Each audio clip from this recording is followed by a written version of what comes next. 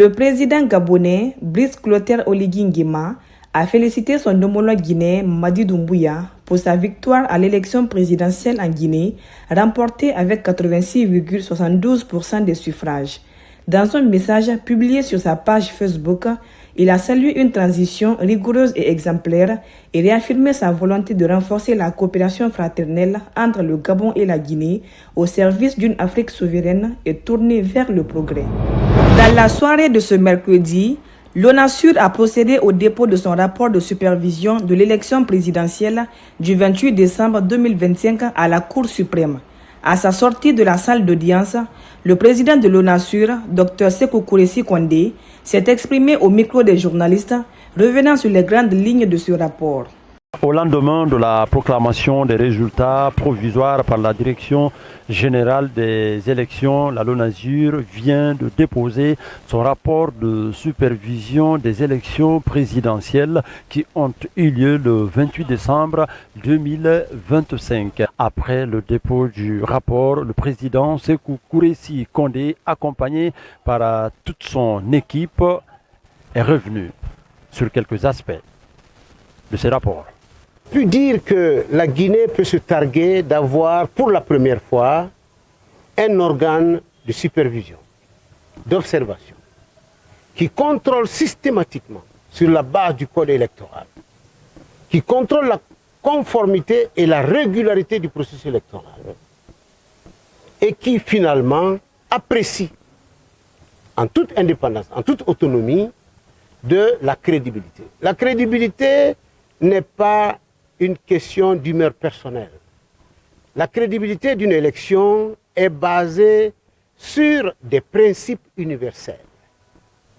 Et c'est la crédibilité qui est attestée par l'ONASUR sur la base de la transparence du processus, de l'égalité de traitement entre les candidats, de l'utilisation rationnelle du matériel en place, de l'organisation du processus et finalement du résultat du travail effectué par la Direction générale des élections. Notre appréciation ne peut être dévoilée que par la Cour. Réagissant à l'annonce des résultats provisoires, le président du Front démocratique de Guinée, Frondeg, a mis en cause la crédibilité des chiffres publiés qu'il qualifie de fabriqués. Il estime ne pas mériter la deuxième place, exige la transparence totale et annonce qu'il portera le dossier devant la Cour suprême et s'exprime au micro de Mariama Bala Silla. Ces chiffres ne reflètent pas notre volonté. Là où les citoyennes et les citoyens peuvent voter librement, sans pression ni intimidation, là où les procès-verbaux ont été établis et transmis normalement, le verdict populaire a été clair. Le peuple nous a placés en tête. Nous allons user de toutes les voies légales pour exiger un rétablissement de la vérité. Tout le monde connaît les conditions dans lesquelles ces résultats ont été produits et tout le monde comprend ce qu'ils signifient. Ce n'est pas seulement un score que l'on annonce, c'est une suppression de la souveraineté du citoyen. Mais on n'efface pas une nation, on n'étouffe pas durablement une volonté populaire. Ces résultats fabriqués ne nous affaiblissent pas. Ceux issus réellement des urnes clarifient la réalité politique de notre pays. Ils établissent publiquement une évidence. Nous représentons aujourd'hui le principal choix civil, la principale alternative, celle autour de laquelle des millions de Guinéens se sont levés avec courage et dignité. Avec ce soutien vient une responsabilité. Nous mesurons pleinement les attentes placées en nous, ainsi que les risques auxquels notre pays est confronté. Et c'est précisément pour cela que nous le disons avec gravité. Nous n'appellerons pas notre peuple à se mettre en danger. Notre lutte est politique, elle est stratégique, elle est tournée vers la construction, pas vers la destruction. Diriger, c'est savoir quand la pression existe et savoir quand ne pas la relâcher sans jamais sacrifier des vies. Le message envoyé par les Guinéens n'était pas un appel au désordre. C'était un appel à des solutions, des écoles et des enseignants, des hôpitaux et des soignants, des emplois pour la jeunesse, des routes, des infrastructures, de l'énergie et un État qui fonctionne avec discipline, efficacité, intégrité et respect pour ses citoyens. Ce programme que nous avons proposé a été plébiscité partout où les citoyens ont pu s'exprimer librement. Les suffrages qu'ils nous ont accordés constituent un véritable mandat civil. Parce que nous portons ce mandat, nous faisons un choix délibéré. Nous choisissons la responsabilité plutôt que la confrontation. Nous choisissons la fermeté dans la vérité, mais aussi le dialogue plutôt que la violence. Nous ne nous déroberons pas à notre devoir et nous ne nous laisserons pas ce mandat être effacé par le déni. La stabilité ne peut pas se construire sans représentation civile.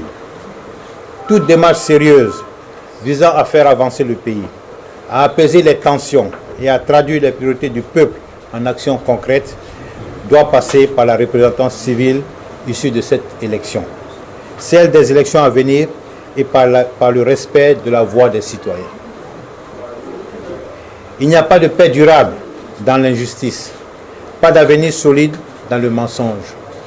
Il n'y a de stabilité réelle que dans la légitimité. Nous sommes prêts à assumer notre responsabilité de pilier central de la vie nationale, dans un esprit de patriotisme et de respect des institutions, afin que la Guinée avance dans la paix, la dignité et la stabilité. Avec une exigence non négociable, le respect de la souveraineté du peuple. L'avenir de la Guinée sera décidé par les Guinéens. Les gouvernements passent, le peuple reste et nous restons avec lui. Notre responsabilité ne s'achève pas avec cette élection. Elle est aujourd'hui plus que jamais engagée à faire de la Guinée un pays juste, prospère et démocratique. Notre position reste ferme. Ces résultats ne reflètent pas la réalité des urnes. Nos équipes juridiques sont déjà mobilisées pour engager les recours nécessaires auprès de la Cour suprême. La mission d'observation électorale de la CEDEAO, en partenariat avec l'Organisation internationale de la francophonie, l'Union du fleuve Mano et d'autres partenaires, a publié ce mardi à Conakry une déclaration préliminaire sur le scrutin présidentiel du 28 décembre. Cette déclaration, présentée lors d'une rencontre tenue dans un hôtel de la capitale, dresse un premier bilan du processus électoral. Le chef de mission de la CEDEAO a salué le bon déroulement du scrutin marqué par une forte participation et un climat apaisé dans la plupart des bureaux de vote. Il a néanmoins relevé quelques insuffisances techniques et logistiques aucun impact sur la crédibilité du processus, mais à corriger pour les prochaines élections. Présenter les difficultés en matière d'accessibilité. Il s'agit notamment dans la présence d'escaliers verrouillés, de l'absence de rampes d'accès pour les personnes en situation de handicap et d'entrée et de sortie étroite qui limitaient considérablement l'accès. De telles difficultés ont été relevées en particulier dans la ville de Gabé, 20 bureaux de vote, Zérekoré, 11 bureaux de vote, dans 52 bureaux de vote, soit 5%, les observateurs ont constaté l'absence de forces de sécurité. La mission a démontré 35 bureaux de vote qui ne disposaient pas de forces de sécurité à Conakry. De son côté, le porte-parole de l'Union africaine a formulé plusieurs recommandations mettant l'accent sur le renforcement de l'exclusivité du processus électoral et le respect des droits fondamentaux des citoyens guinéens.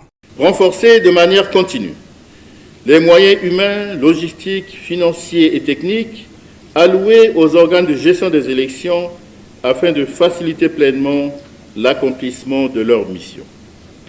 Lutter plus efficacement contre le phénomène des enlèvements et disparitions de personnes qui minent la confiance des citoyens en élucidant le sort des victimes et en accompagnant leurs proches dans un esprit de solidarité nationale. Poursuivre et intensifier la formation du personnel électoral et le renforcement des moyens d'action afin d'éviter tout retard et dysfonctionnement, de promouvoir la culture du dialogue entre partis et de renforcer la transparence et la crédibilité des scrutins.